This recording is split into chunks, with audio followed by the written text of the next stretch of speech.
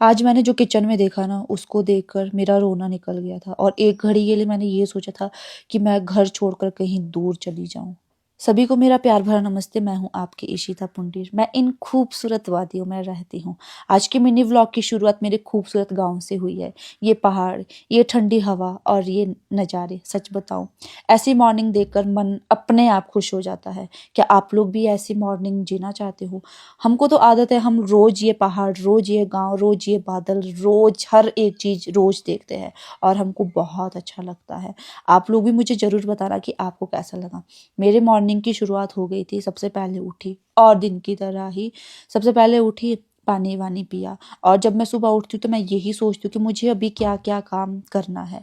मेरा क्या क्या काम है किचन में, चाहे गाय के पास हो, गाय को पानी पिलाना, जो भी काम है, मुझे सोचना पड़ता है कि मुझे क्या क्या करना है। अभी फटाफट से मैंने पानी पिया और सोच विचार भी किया और मैं चली गई थी थोड़ा सा वर्कआउट करने। वर्कआउट किया और मेरे साथ हमेशा ना, जब भी मैं कुछ काम करती हूँ, मेरे साथ नहीं, मेरी सारी बहनों के साथ ये हमेशा होता है, पार्थ। इसको हर एक चीज़ में ना भाग लेना ना बहुत अच्छा लगता है।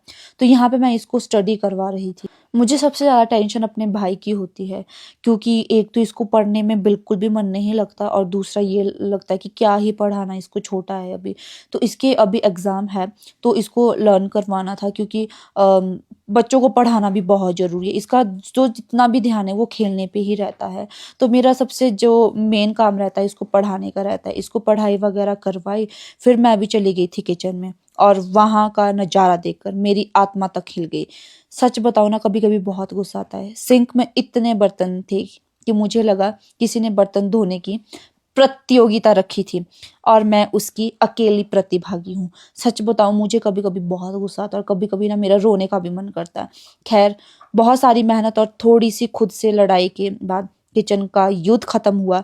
सारा काम किया और मुझे करना ही था, क्योंकि मैं ही इकलौती थी घर पे, बाकी लोग तो पता नहीं कहाँ गए हुए थे। मुझे तो करना ही था काम। झाड़ू पोछा, बर्तन, फलाना ढिकड़ा, ये सब कुछ मुझे ही करना पड़ता है। नीचे के हाल देख रहे हो आप, ये सब कुछ मुझे ही समेटना था और मुझे ही साफ करना था। सच बताओ ना, कभी कभी मेरे को ऐसा लगता है कि मैं सोलन भाग जाऊं, पर फिर ये लगता है कि अभी तो भाग सकती हूँ, ससुराल से कहाँ भागूंगी, मेरे सास ससुर मेरे को बांध के रखेंगे।